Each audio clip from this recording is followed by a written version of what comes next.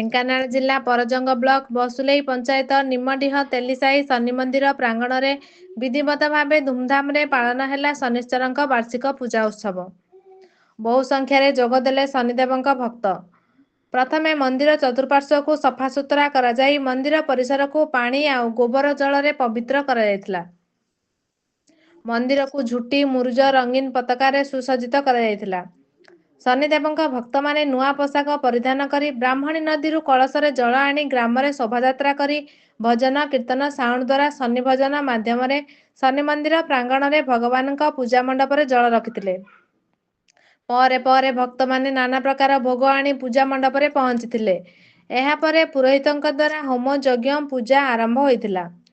ଶ୍ରୀଯୁକ୍ତ ଦେବେନ୍ଦ୍ର ସାହୁ କର୍ତ୍ତା ଭାବରେ ପୂଜାରେ ବସିଥିଲେ। ଆଳତି କର୍ପୂର ଝୁଣା ଧୂପକାଠିରେ ମହମହ ସୁଗନ୍ଧିତ ବାସ୍ନା ସହିତ ନାନା ପ୍ରକାର ଶନିଦେବଙ୍କ ଶ୍ଲୋକରେ ପ୍ରକମ୍ପିତ ହେଲା ଶନିଦେବଙ୍କ ପ୍ରାଙ୍ଗଣ। ଘଣ୍ଟ ଶଙ୍ଖ ଭଜନ କୀର୍ତ୍ତନ ହରିବୋଲ ହୁଳହୁଳିର ନାଦ ଶୁଭିଲା ଶନିଶ୍ଚରଙ୍କ ପାଖରେ। ଏହାପରେ ସମସ୍ତେ ପୁଷ୍ପାଞ୍ଜଳି ଦେଇ ପୂଜା ଭୋଗ ନେଇ ଘର ବାହୁଡ଼ା ହୋଇଥିଲେ। ଗ୍ରାମ ଯୁବବନ୍ଧୁ ମାନଙ୍କ ଦ୍ୱାରା ପାନୀୟ ଜଳ ପଣା ସର୍ବତ ଆୟୋଜନ କରାଯାଇଥିଲା।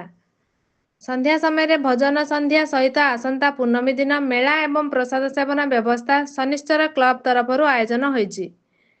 ଆଗକୁ ଆହୁରି ଧୁମଧାମରେ ଶନିଶ୍ଚରଙ୍କ ପୂଜା ପାଳନ ହେବ ବୋଲି ଶନି ମନ୍ଦିର ସଭାପତି କହିଛନ୍ତି। ଢେଙ୍କାନାଳରୁ ଦେବାଶିଷ ସାହୁଙ୍କ ରିପୋର୍ଟ, ଓଡ଼ିଶା ଦର୍ପଣ ନ୍ୟୁଜ୍।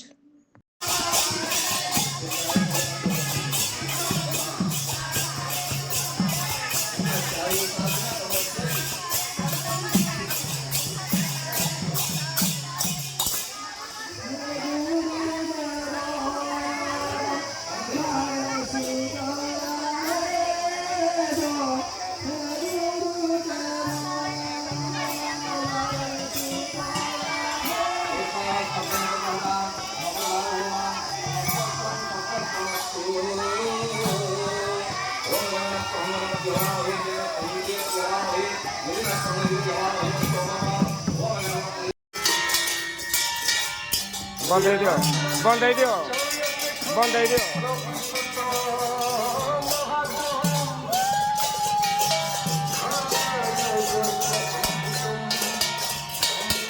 वीडियो कर देना।